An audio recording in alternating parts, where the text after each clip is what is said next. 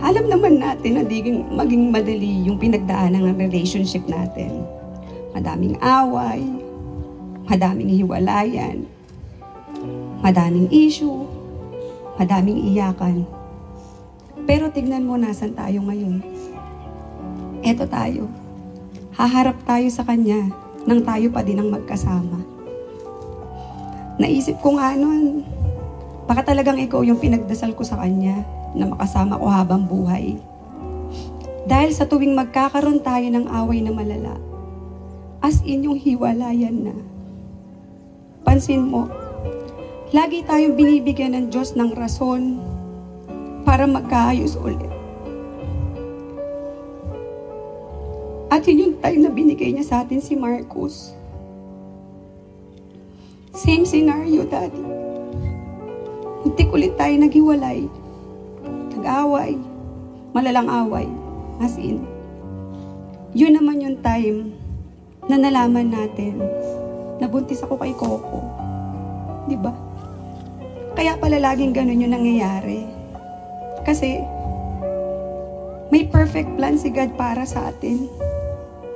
Yun yung makasama natin, yung tutuparin yung mga pangarap natin. At dadating yung araw na ikakasal na tayo, na akala ko, never mangyayari. At eto na yun ngayon, yung dream wedding ko. Dream wedding ko na naibigay mo. At hindi lang dream wedding ko, dream wedding ng mga magulang ko. Thank you, Daddy. At ngayon, binigyan ulit tayo ng rason ng Diyos na kumapit lalo sa isa't isa.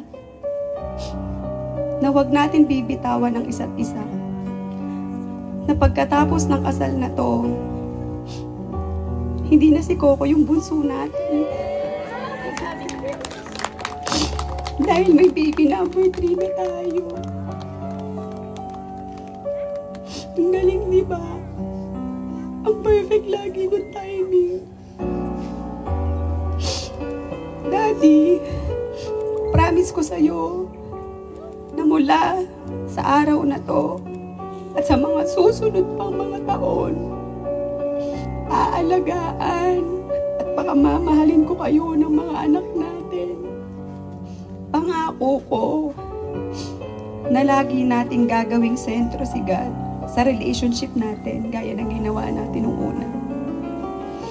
Para lagi niya tayong i-guide sa mga bawat desisyon natin sa buhay. At pinapangako ko sa'yo na hindi ako mapapagod mahalin ka, na kahit ano man ang sitwasyon na dumating, araw-araw kitang pipiliin. I love you so much, Daddy.